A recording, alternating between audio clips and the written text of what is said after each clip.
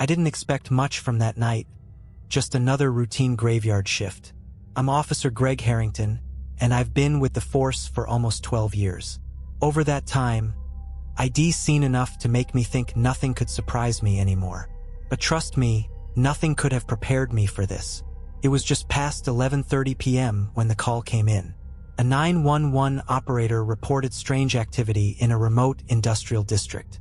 The caller was a man whose voice trembled as he whispered about something hunting him. His phone cut off mid-call, leaving dispatch unable to trace the exact location. Protocol demanded we check it out, so I grabbed my gear and headed out solo. The area in question was a deserted stretch of warehouses and storage yards, long since abandoned. As I drove through, my patrol car's headlights illuminated the skeletal remains of factories, graffiti-scrawled walls, and weeds that had overrun the cracked asphalt. The place had an eerie, heavy silence, broken only by the crunch of my tires and the occasional echo of my engine. When I arrived at the approximate location, my radio sputtered with static. I keyed the mic and called in my position, but the signal was barely getting through. That's when I noticed the light. A faint, flickering glow came from one of the warehouse windows. I parked my car and stepped out into the cold, gripping my flashlight with one hand and resting the other on my holstered firearm. My breath came out in misty puffs as I crept toward the building. The door was slightly ajar, creaking as I pushed it open. Inside, the air smelled of mildew and rust. My flashlight beam swept across empty shelves, rusting machinery, and shadows that seemed to shift when I wasn't looking directly at them. Then I saw it, a figure standing at the far end of the room. "Police, identify yourself," I called out, my voice echoing. The figure didn't move, just stood there, facing the corner like it was in timeout. Its posture was unnatural, bent forward, arms hanging limply, head tilted in a way that shouldn't have been possible. I called out again, louder this time, and stepped closer. The figure twitched.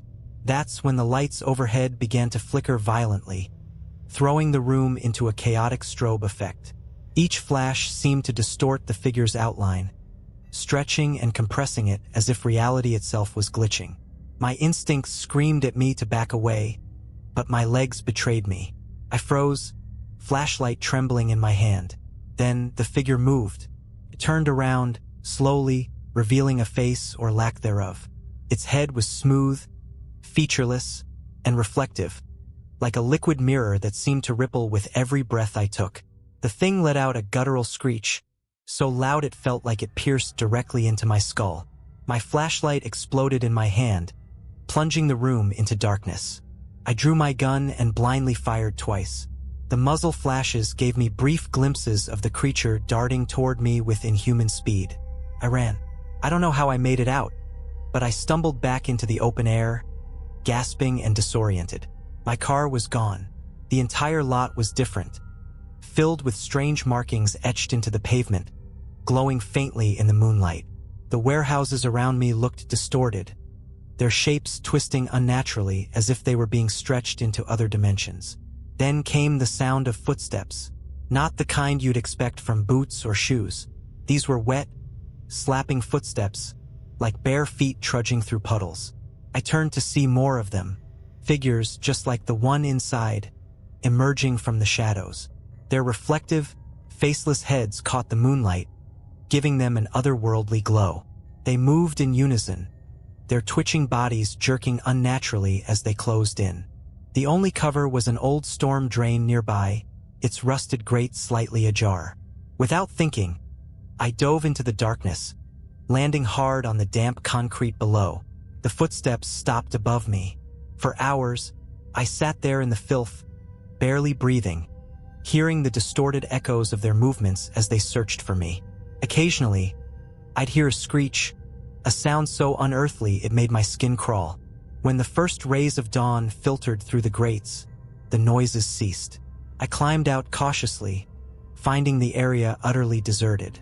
I returned to the station, filed my report, and handed in my badge that same day. What I encountered that night wasn't human. I still don't know what it was, but I can tell you this. If you ever find yourself alone in an abandoned place at night, leave immediately. Some things aren't meant to be seen, and some things won't let you live if you see them. For weeks after that night, I couldn't sleep. Every time I closed my eyes, I saw their faceless, mirror-like heads reflecting my own terror back at me.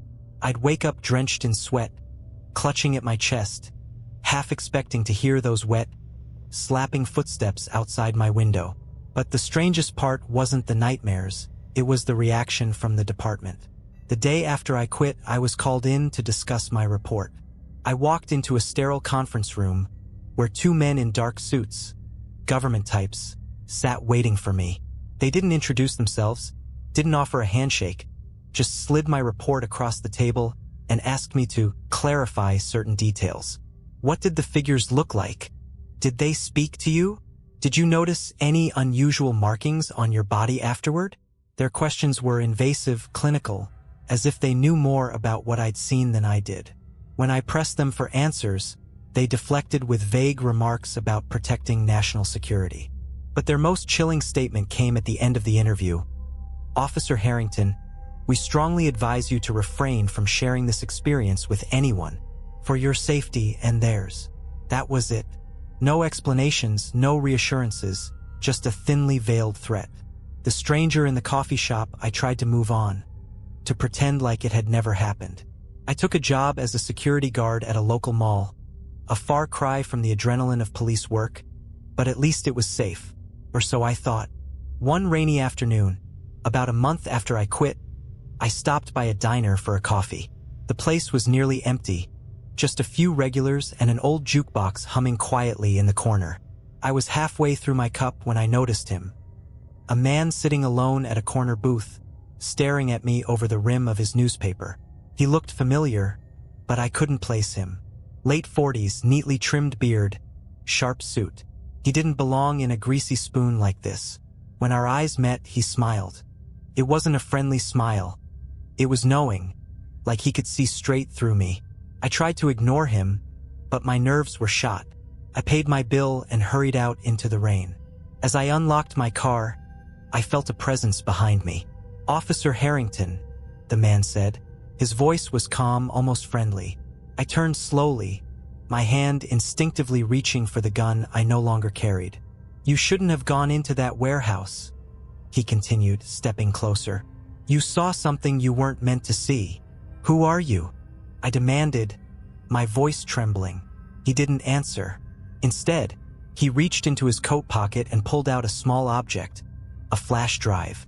"Take this," he said, pressing it into my hand. "It'll answer some of your questions. But be careful.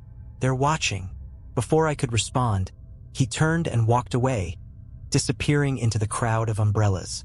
The flash drive that night, I locked my doors, pulled the curtains tight, and plugged the drive into my laptop. It contained a single folder labeled Project Echo. Inside were dozens of files, videos, documents, and images. The first video was dated 2 years before my encounter. It showed footage from a police body cam. The officer was responding to a disturbance at a suburban home. When he entered the house, he found the family gathered around their dining table, motionless. Their faces were blank, smooth like mannequins. As the officer approached, one of them turned its head unnaturally fast, staring directly into the camera. The video ended abruptly. The next file was a document titled Behavioral Patterns of Type 5 Entities. It described creatures that could mimic human form but lacked features, beings that fed on fear and could manipulate their surroundings to trap their prey. One line stood out. "Prolonged exposure to Type 5 entities can result in psychological deterioration, paranoia, and eventual disappearance." My hands were shaking as I opened the final file. It was a photograph, grainy, black and white, but unmistakable. It was a picture of me, standing in the storm drain that night, surrounded by the faceless figures. The visitors since that day, strange things have been happening. Lights flicker in my apartment. My phone rings at odd hours, but there's no one on the other end. And sometimes, late at night, I hear it. The faint sound of wet, slapping footsteps in the hallway outside my door. I don't know how much longer I can keep this up. They're watching me just like the man said. I can feel their presence, closing in, waiting for the right moment. If you're reading this, please take my advice. Stay out of the shadows. And if you ever see a figure with no face, run. It's been weeks since I last dared to leave my apartment. Every day feels like a countdown, though to what? I don't know. I've barricaded my door with furniture, turned off every unnecessary light, and left the television running 24/7 just for some semblance of normalcy. But no amount of preparation can stop what's coming. It started subtly. Random power outages in my building. Shadows that seemed to stretch just a bit too far. One night, I caught my own reflection in the window, only it wasn't moving the way I was. I turned to face it and it smiled. I didn't. The final encounter, the knock, came at exactly 3:33 a.m. A soft, deliberate rapping on my door. 3 knocks, then silence. I sat frozen, staring at the door from across the room, clutching a kitchen knife. My breathing was shallow, my pulse pounding in my ears. Then it came again. 3 more knocks. "Who's there?" I croaked, though I already knew there would be no answer. The silence stretched out, heavy and oppressive, until I couldn't bear it anymore. I stood, my legs trembling, and approached the door. "Greg!" A voice called softly from the other side. A voice I recognized. It was my mother's voice, but she's been dead for over 10 years. My stomach churned, and tears welled up in my eyes. "No," I whispered, backing away. "Greg," the voice repeated, insistent now. "Let me in. It's okay. It's just me." I shook my head violently. "You're not real," I screamed. The voice stopped. For a moment, the silence was so complete I could hear my own heartbeat. Then came the sound that haunts my nightmares. The wet, slapping footsteps. They were inside. The living shadows. I turned just in time to see them. The faceless figures, emerging from the dark corners of my apartment like living shadows. They moved jerkily, as though they were being dragged by invisible strings. I screamed and lashed out with the knife, but it was useless. The blade passed through them like smoke. One of them stepped closer, and I felt an unbearable coldness radiating from its body. Its smooth, mirror-like face bent toward mine, reflecting my wide, terrified eyes. And then it spoke. Not in words, but in my own voice, echoing in my head. "You saw us. You shouldn't have." I stumbled backward, tripping over the coffee table. My head slammed against the floor, and the world went black. The man in the suit. When I woke, I was sitting in a sterile, windowless room. My wrists were cuffed to the metal table in front of me, and a single bright light hung overhead. Across the table sat the man from the diner, the one who'd given me the flash drive. "You've caused quite a mess, Officer Harrington," he said, his tone more annoyed than concerned. "Do you have any idea how much trouble you've brought upon yourself?" What's happening to me?" I croaked. My throat was dry, my voice barely audible. The man sighed and leaned back in his chair. "You saw something you weren't supposed to see. The entities, they're drawn to curiosity. By chasing answers, you made yourself a target." He slid a folder across the table toward me. I hesitated before opening it. Inside were photographs of people I recognized. Officers, civilians, even that terrified man who made the original 911 call. "What is this?" I asked. "Missing persons," he said simply. "All of them encountered the entities. And now, so have you." The man folded his hands and leaned in. "Here's the deal. You keep your mouth shut. Forget everything you've seen. We'll relocate you, give you a new identity. You'll live, but only if you agree to let this go." "And if I don't?" I asked, though I already knew the answer. He smiled thinly. "Then they'll find you. And next time, there won't be anyone to save you." I sat in silence, staring at the folder. My entire life was crumbling around me, and yet, deep down, I knew I couldn't walk away from this. The world deserved to know what was lurking in the shadows. But before I could decide, the man stood and walked to the door. "You have 24 hours, he said without looking back. "Choose wisely." The warning that was 3 days ago. I don't know why they haven't come for me yet, but I can feel them getting closer. If you're reading this, it means I've decided to share my story. Not because I want to, but because I have to. The faceless figures are real. They're out there, hiding in the dark corners of the world, waiting for someone to notice them. And once you do, they'll never stop hunting you. So consider this your warning. If you ever see a figure with a mirror for a face, turn away. Don't follow the lights. Don't go into the shadows. Because if you do, they'll make sure you never come back. 3 days after the ultimatum, I received another visit. It wasn't the man in the suit this time. No, this was different. It came in the form of a package, left on my doorstep in the dead of night. The plain brown box bore no labels, no markings. But inside was a single item, a VHS tape. Who even uses VHS anymore? My mind raced as I stared at the relic, debating whether to destroy it or find a player to watch it. Against my better judgment, I chose the latter. I dug out an old VCR from my closet and plugged it into the ancient TV I kept in my bedroom. With shaky hands, I inserted the tape and pressed play. The screen flickered to life, showing grainy footage of a familiar scene. The storm drain where I had hidden that night. The camera's perspective was high and steady, like it had been mounted on a pole or a building. I watched myself crawl into the drain, shaking and terrified. But this time, the tape revealed more.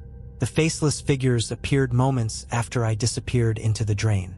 They surrounded the entrance, their movements jerky yet deliberate. But then something new happened. One of the figures turned and looked directly at the camera. My blood turned to ice. It was like it knew it was being watched. Slowly, it raised a hand and pointed at me. The screen went black. Then the sound began. A deep, guttural hum filled the room, vibrating through my chest. Words started to form within the noise, though they weren't spoken. They were in my head, loud and invasive. You were warned. The TV exploded, sparks flying as the room plunged into darkness. The pursuit, the power was out. My apartment was pitch black, the only light coming from the pale glow of the moon through the window. Then I heard it, the wet, slapping footsteps. They were inside. Panic surged through me as I stumbled toward the kitchen, grabbing the largest knife I could find.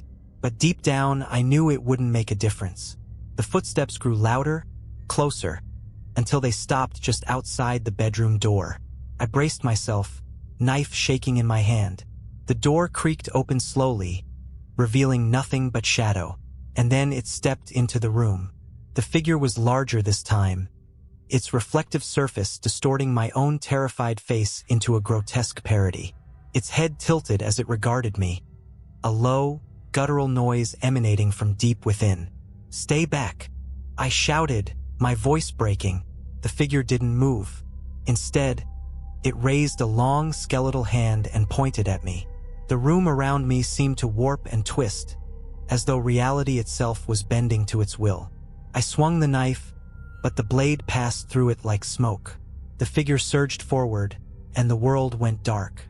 The awakening when I woke, I was lying on cold, damp concrete. My head throbbed, and my vision blurred as I struggled to sit up. I wasn't in my apartment anymore. The air was heavy, filled with the smell of decay and mildew. I recognized the place immediately. It was the storm drain. But something was different. The walls pulsed faintly, like they were alive, and the darkness seemed deeper, more oppressive. And then I heard them, the wet footsteps, echoing through the tunnels. I wasn't alone. I scrambled to my feet, every instinct screaming at me to run. The tunnels twisted and turned, disorienting me as I stumbled blindly through the maze. The footsteps followed, never far behind. Eventually, I came to a large, open chamber. In the center was a strange object, a metallic orb, pulsing with a dim, otherworldly light. Its surface was covered in the same markings I'd seen etched into the pavement that night. I approached cautiously, my breath hitching as the orb began to glow brighter. Then I heard it again, the voice in my head. "You've come too far." The choice as I stared into the orb, images began to flood my mind. Visions of other people, police officers, civilians, even children, being hunted, consumed by the faceless figures.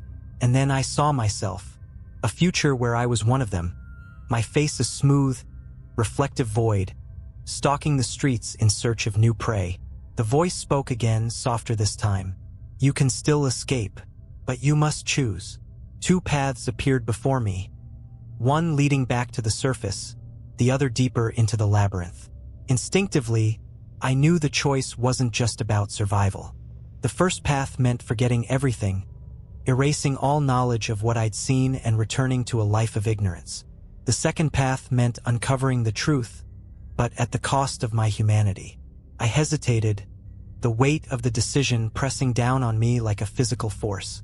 And then I made my choice. The end or the beginning. I can't tell you what happened after that. Not because I don't want to, but because I don't remember. When I woke again, I was back in my apartment, the sunlight streaming through the window. Everything seemed normal. No broken TV, no faceless figures, no evidence of what had happened. But I know it wasn't a dream. The scars on my arms, the faint hum that lingers in the back of my mind, and the occasional flicker of my reflection moving on its own are proof enough. I made a choice that night, and whatever path I took, I'm not sure I'll ever truly escape the consequences. So if you ever find yourself standing at a crossroads, faced with the unknown, remember this. Some truths are better left undiscovered, and some doors should never be opened. Since waking up in my apartment, life has felt off. It's as though I'm stuck between two worlds, the ordinary one I left behind and the nightmare I stumbled into. I don't know if I truly escaped, or if this is some cruel illusion created by them. The scars on my arms have started to glow faintly at night, tracing the same alien markings I saw on the metallic orb. They pulse with an otherworldly rhythm, keeping me awake as I stare at the ceiling, wondering what I've become. Worse still are the reflections. Every mirror in my apartment has been covered or smashed. It doesn't matter, though. I still catch glimpses, reflections in the TV screen, in the window, even in a puddle on the street. And every time it's the same. My reflection moves just a fraction of a second out of sync. I know it's not me anymore. The visitor a week after the storm drain, I got another knock at the door. This time it wasn't at 3:33 a.m. It was broad daylight, yet somehow that made it even more unsettling. I peered through the peephole and saw a young woman, mid-20s, dressed in plain clothes. She didn't look threatening, but there was something about her posture, too still, too deliberate, that made my skin crawl. "Mr. Harrington," she called out, her voice calm and even. "I need to speak with you. It's about what you saw." My heart stopped. How did she know? "I have nothing to say," I barked through the door. "I understand," she replied, unflinching. "But if you don't let me in, they'll send someone else. Someone less patient." The threat was subtle, but it was there. Against my better judgment, I unlocked the door and let her in. The offer, again she introduced herself as Evelyn. No last name, no badge, no credentials. She claimed to work for a specialized division that monitored events like the one I'd encountered. "We call them echoes," she said, taking a seat at my kitchen table. "They're not from here, not from anywhere we can comprehend." "What do they want?" I asked, keeping my distance. "They don't want anything. They simply exist, feeding off the fear and chaos they create. They don't have motives, not in the way we understand." Evelyn leaned forward, her gaze piercing. "But what's important is that you've been marked. They don't let go easily." I instinctively rubbed the glowing scars on my arms. "You have two choices," she continued. "You can join us, help us study them, contain them, maybe even stop them. Or..." She hesitated, her expression darkening. "Or what? Or you run. You disappear, change your name, live off the grid. But even then, it's only a matter of time before they find you." The truth of Project Echo, despite every instinct screaming at me to walk away, I chose to listen. Evelyn showed me what joining would entail, and what I saw chilled me to my core. She took me to a facility buried deep beneath the city, accessible only by a nondescript freight elevator in an abandoned warehouse. Inside, the air was thick with antiseptic and paranoia. Men and women in lab coats and tactical gear moved with purpose, their faces pale and tight with stress. "This is Project Echo," Evelyn said as we passed rows of containment chambers. Inside the chambers were the figures, some faceless, others in various stages of mimicry. One had half-formed human features, a grotesque approximation of a man, its body twitching violently against its restraints. "They're trying to become like us," Evelyn explained. "The more they observe, the better they imitate. But they're never perfect." I stopped in front of a chamber holding one of the orbs. It pulsed faintly, casting eerie shadows on the walls. "Why not destroy them?" I asked. Evelyn smiled grimly. "We've tried. They don't die. They don't even seem to register pain. All we can do is contain them." The first mission joining wasn't just about understanding the echoes. It was about fighting them. Evelyn handed me a file detailing my first assignment. A small town a few hours away had reported a surge of unexplained disappearances. Entire families vanished overnight, leaving behind nothing but empty homes and warped reflections in the mirrors. "We believe it's a breach," she said. "An echo cluster is active in the area. Your job is to assess and, if possible, neutralize." "Neutralize?" I scoffed. "I thought you said they couldn't be killed." "They can't. But the orbs can be disrupted. Think of them as beacons. They draw the echoes to our world. If you destroy the beacon, the echoes lose their anchor." The mission was simple on paper, but as I loaded into an armored vehicle with a team of heavily armed operatives, I knew nothing about this would be simple. The town of Shadows, we arrived in the dead of night. The town was unnervingly quiet, its streets deserted, windows dark. As we moved through the town, the telltale signs of an active echo cluster became evident. Shadows moved where they shouldn't. Reflections lingered a second too long. And always, the faint, rhythmic hum of an unseen force. We found the beacon in the town square, an enormous orb, glowing and pulsing like a diseased heart. Surrounding it were dozens of echoes, their faceless forms twitching erratically. "On my mark," Evelyn's voice crackled through my earpiece. The operation that followed was chaos. Gunfire, explosions, the unearthly screeches of the echoes as they dissolved into smoke. But the orb wasn't going down without a fight. As we approached, it began to expand, tendrils of light snaking out to ensnare us. One by one, my team fell, consumed by the orb's relentless pull. In the end, it was just me and Evelyn, standing before the pulsating monstrosity. "Greg," she shouted, tossing me a device. A small metallic rod crackling with energy. "This will disrupt it. You have to get close." I hesitated, the orb's tendrils reaching for me. "Do it!" Evelyn screamed, her voice cutting through the chaos. I ran, the shattered anchor the moment I plunged the device into the orb. The world exploded into light and sound. I don't remember much after that, just fragments. Evelyn dragging me to safety, the echoes dissolving into nothingness, the town square collapsing into itself as the orb imploded. A new beginning. When I woke, I was back at the facility, hooked up to machines. Evelyn sat beside me, her face a mix of relief and exhaustion. "You did it," she said softly. "The cluster's been neutralized. For now." But the scars on my arms told a different story. The echoes weren't gone, not entirely. And as long as they existed, I knew my fight wasn't over. Life didn't return to normal after the mission. It never could. Neutralizing the echo cluster in the town felt like a victory at the time, but it left behind a scar on reality itself. Evelyn called it the ripple effect.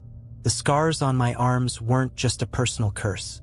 They were a tether, a connection between me and whatever dimension the echoes came from. And it wasn't just me. Everyone who had been exposed to an active echo cluster was marked in some way. The town we'd saved was abandoned now, its remaining residents relocated under the guise of a gas leak. The truth was more disturbing. The echoes left behind something in the air, a hum too low for the human ear to detect, but strong enough to drive animals and humans mad. Evelyn told me the facility was working on a way to contain these zones, but her voice carried little hope. A shadow in the system. After weeks of recovery, I was summoned to a classified debriefing. It was in the heart of the Project Echo facility, down in the lower levels where even Evelyn didn't have clearance. The room was small and cold, the kind of place designed to make you feel insignificant. Across the table sat two men in suits and a woman in military fatigues. One of the men pushed a folder toward me. Inside was a series of photographs, grainy surveillance stills of a figure with a mirror-like face. "This was taken yesterday," the man said. "In Washington, D.C." My stomach turned. The echoes weren't supposed to appear in areas without a beacon. "How?" I asked, my voice barely above a whisper. The woman in fatigue spoke. "That's what we need you to find out."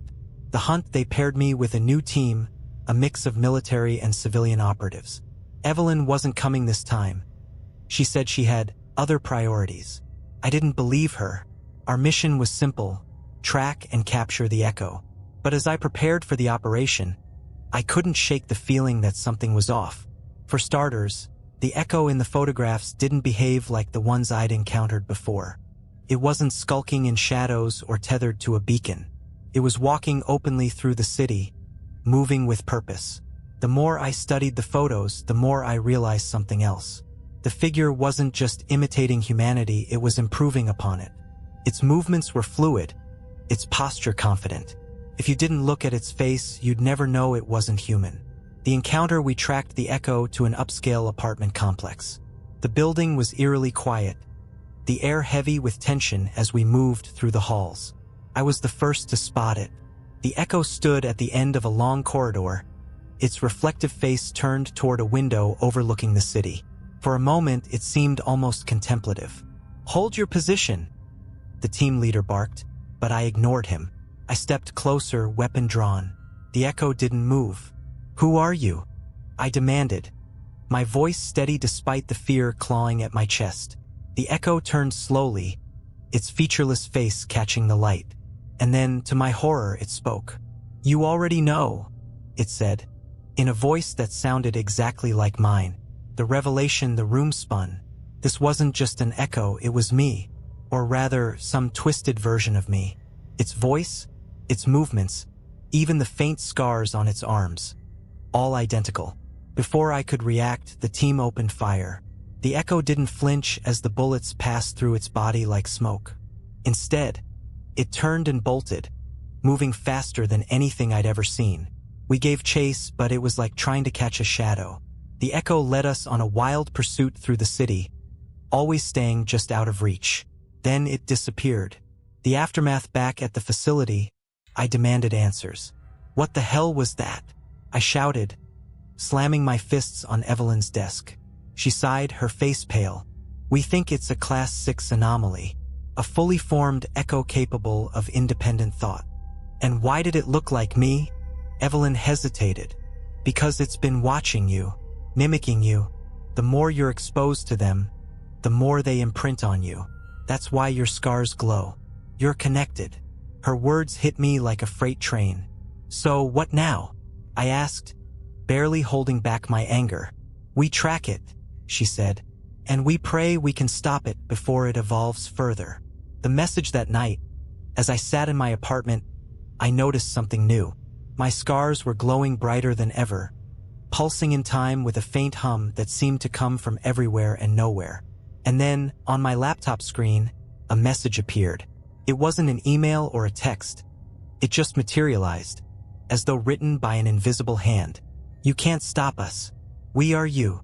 The screen went black. "The war begins. I don't know what's coming next, but I can feel the Echoes getting stronger. They're learning, adapting, becoming more like us with every passing day. This isn't just about survival anymore. It's a war for the very fabric of reality, and I'm at the center of it." After the message on my laptop, sleep became a luxury I couldn't afford. Every second I wasn't moving, I felt them watching, their presence hanging over me like a suffocating cloud. Evelyn pulled me back into the facility the next morning. She didn't bother with pleasantries. There was no time for that anymore. "The Echo you encountered, the one that looked like you, it's spreading," she said, her voice sharp with urgency. "Spreading?" I asked. She pulled up a map on the screen, showing clusters of activity marked in red. Cities across the country were lighting up like Christmas lights. They're evolving faster than we anticipated. And they're not just hunting individuals anymore, they're assimilating. The assimilation, the new echoes weren't just mimicking humans.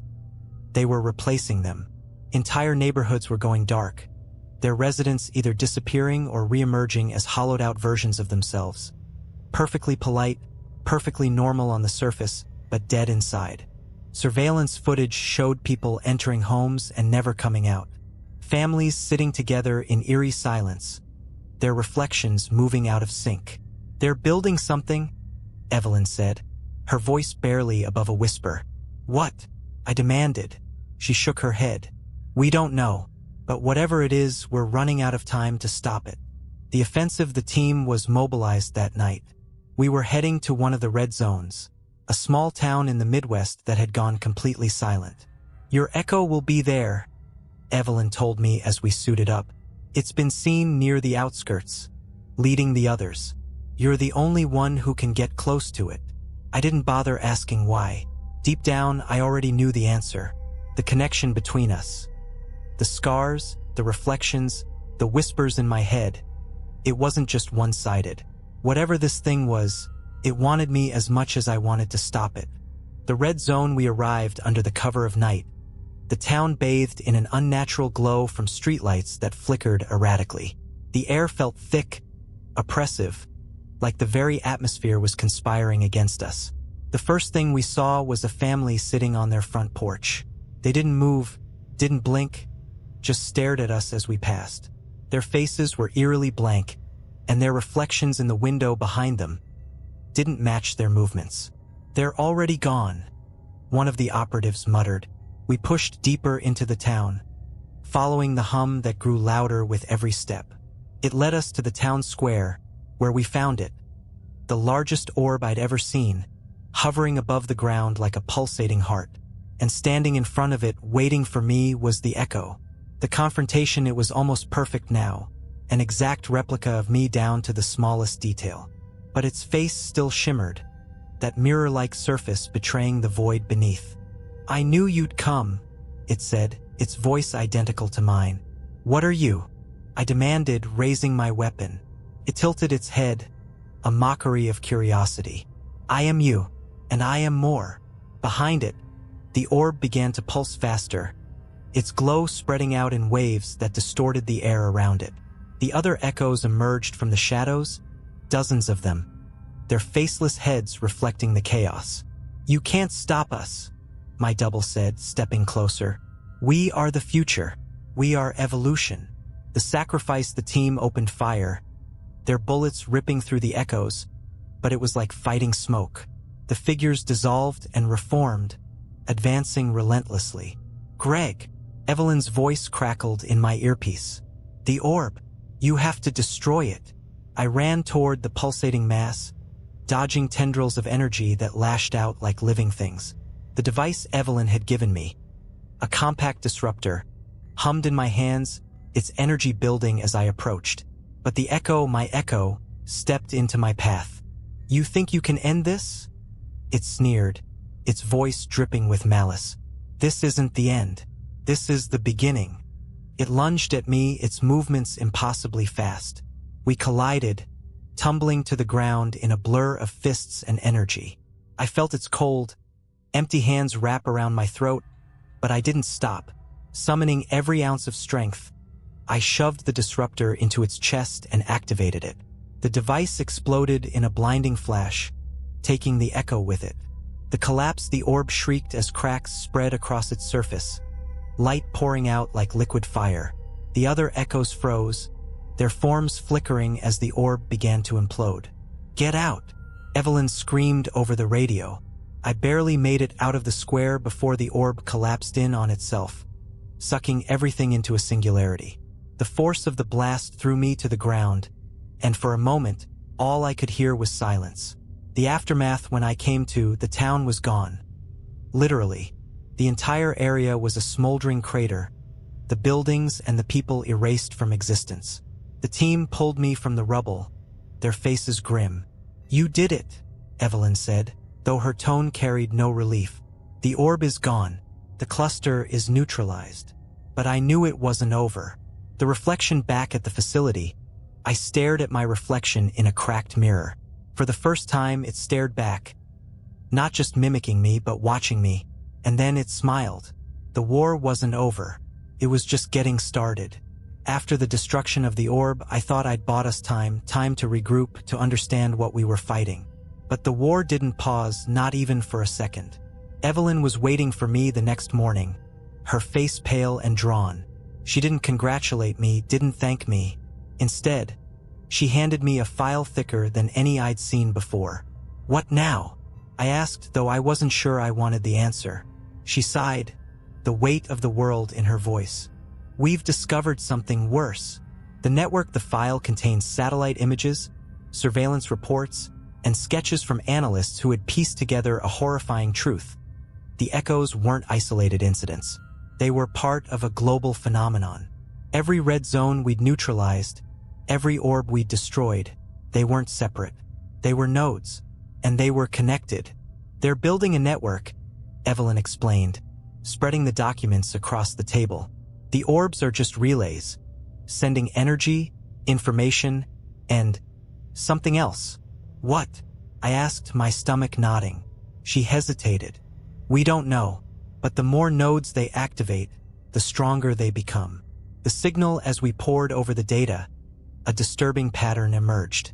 Each new orb appeared closer to a specific location, a point in the middle of the Pacific Ocean, hundreds of miles from the nearest landmass. "What's out there?" I asked, pointing to the map. "Nothing," Evelyn said.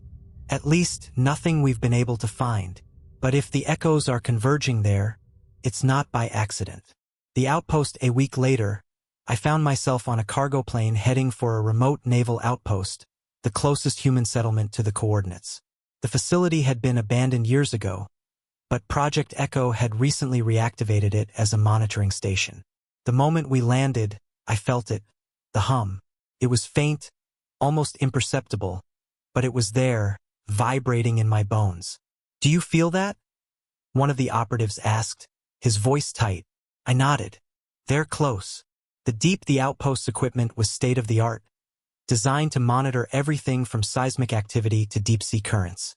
But what it had detected wasn't natural.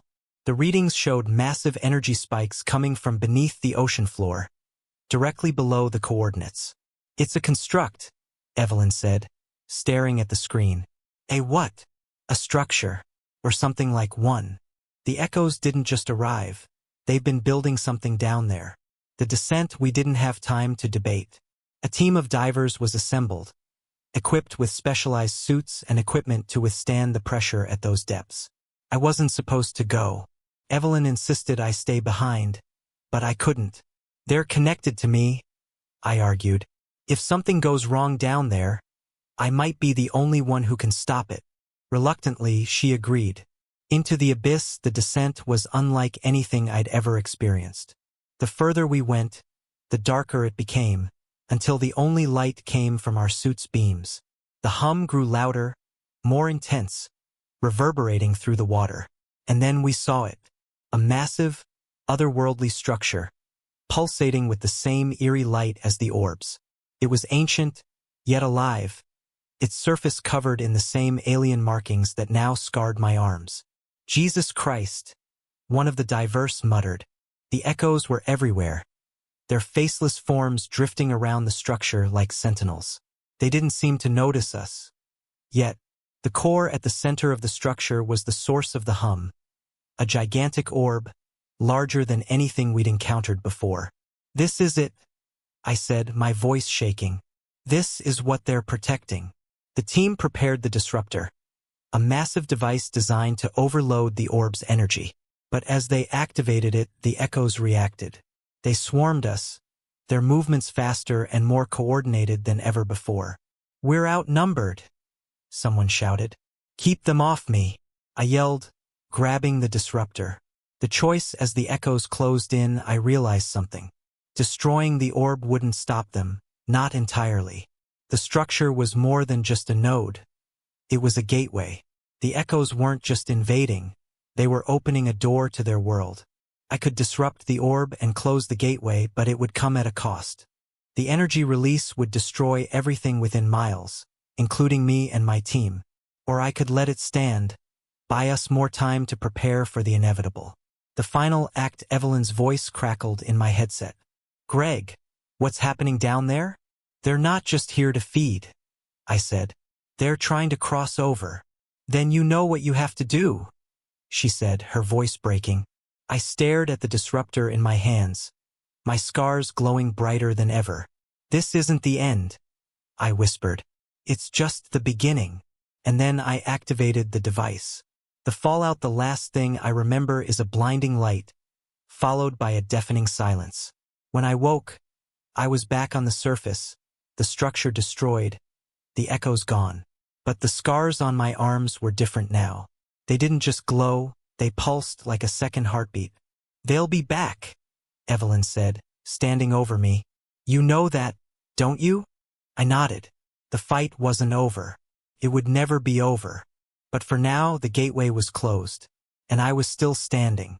It's been 6 months since we destroyed the gateway.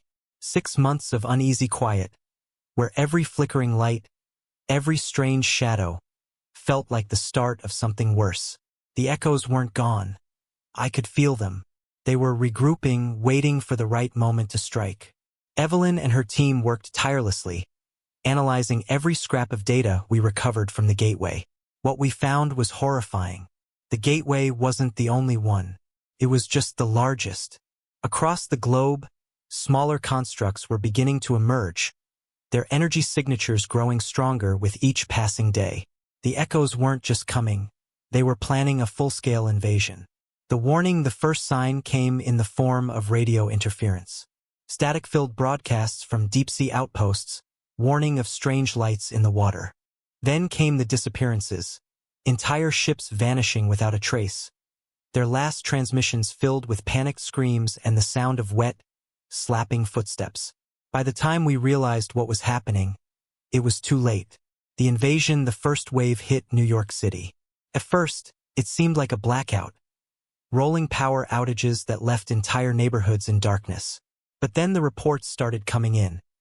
Shadows moving where they shouldn't, reflections that didn't match, people vanishing into thin air. When the echoes revealed themselves, the city descended into chaos.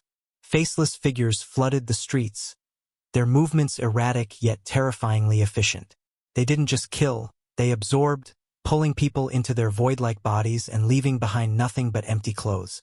The military responded quickly, but bullets and bombs were useless. The echoes reformed as quickly as they were destroyed, their numbers growing with every human they consumed.